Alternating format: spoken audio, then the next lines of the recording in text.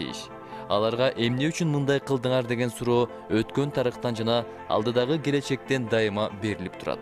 Тарыхта талаш болбосун, кыргыздын жерин ким сатты, ким берди деген суроого жооп болсун деп, кадимки 90 000 гектар жердеги эң кооз үзөңгү куушту Акаев деген президент жана төмөнкү депутаттар кол коюп, Кытайга беришкенин да айта кетели.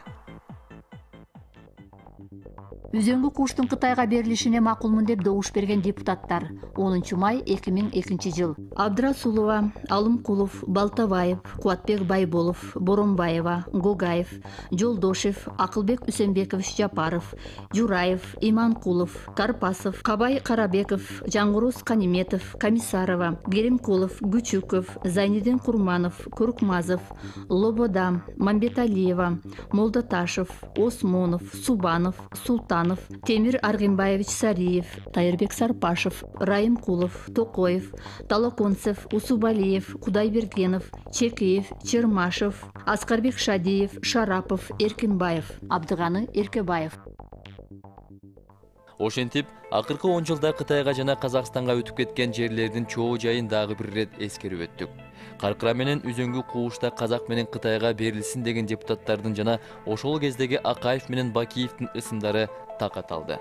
Бул маалыматтарды эч ким төгүнгө чыгарып соттоша албайт. Анткени булардын баары тарыхтын ак барагына кара тамгалар менен жазылып калган. Кыргыздын жерин, байлыгын, жан-жаныбарын, токой жайлоолорун, өзөн сууларын берүүгө дит баккан кыргыздын бул кыраандарына эмне десек жарашат.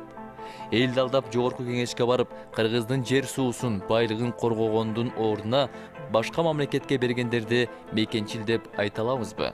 Эл айткандан мурда алардын абийли козголоор бекен деген суроо жаралат.